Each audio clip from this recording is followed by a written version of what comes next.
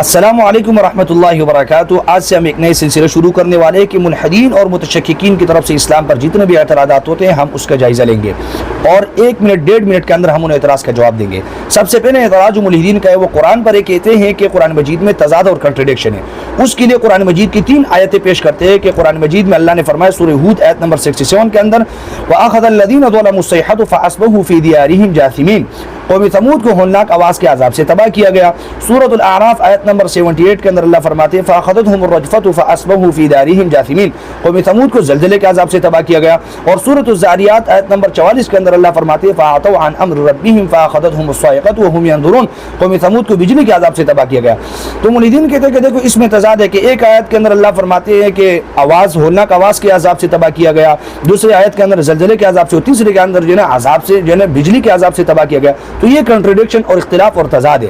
تو اس کا جواب ہم یہ دیتے ہیں کہ یہ ایک عذاب کے مختلف جزیات جو ہے بیان اوصاف اور جزیات بیان کیے گئے ہیں۔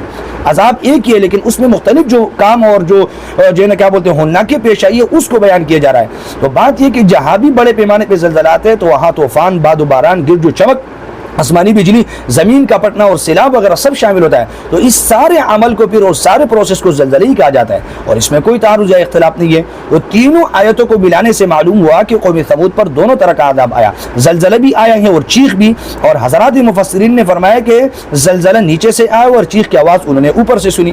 اور بعض حضرات نے یوں کہا ہے کہ زلزلے سے جب زمین پلٹتی ہے نا تو آپ لوگوں نے خود مشاہدہ کیا ہوگا تو اس سے آواز آتی ہے زلزلے کے وقت اور یہ آواز بھیانک ہوتی ہے جس کی وجہ سے سننے والوں کے دل لرز جاتے ہیں اور ہوش کو بیٹھتے ہیں۔ تیسری آیت میں سمود کے عذاب کو صاعقہ سے بھی تعبیر فرمایا۔ تو لفظ صاعقہ ایسے سخت آواز کے لیے بولا جاتا ہے جو اوپر سے سنائی دے۔